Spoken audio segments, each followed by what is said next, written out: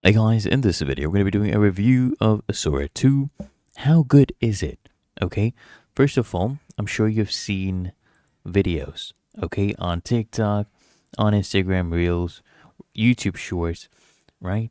You've seen these cameo type videos, especially of Jake Paul really going viral, and we have Shaq as well. They're very realistic, insane realism and coherence. Just forget the uncanny old valleys.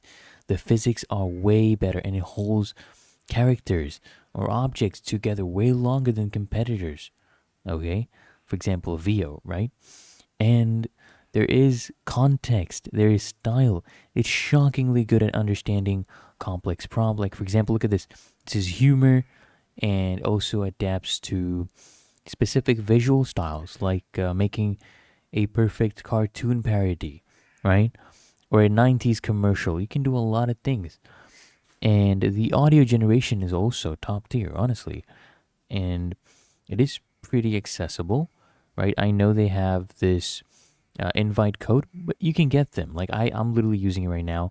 Also, they only release it in North America, in USA, and Canada, not in Mexico yet, but they did release in those countries. I'm not even there, but I'm using this VPN to access it, as you can see. And you just need an invite code, which you can get from the OpenAI's Discord server. You can go to Reddit, right? OpenAI r/OpenAI, the mega threads. You get it there as well. And you just use a prompt. So here, I have put in this prompt. So I generated this video.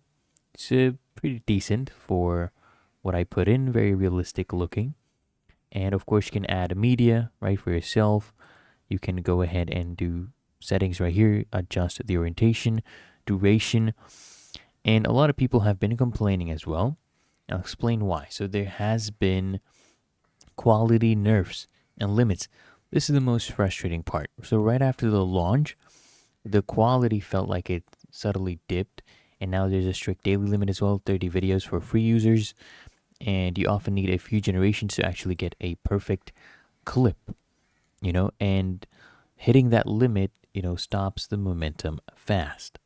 There's also the aspect of censorship. So the content moderation is tight, trying to do anything with real people, right here. Even a cameo of yourself, it often gets blocked, and the length and resolution. So if I come here, right, it still maxes out at relatively short clips. As you can see, 10 to 15 seconds.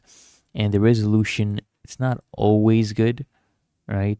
For professional output right now, it feels more like a storyboard tool than a final delivery system, but it's the closest we've come to the thought to video.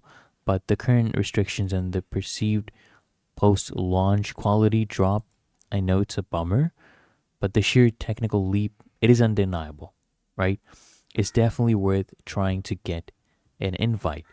So if you found this review helpful, appreciate the honesty. Make sure you smash the like button, subscribe to App Mentor.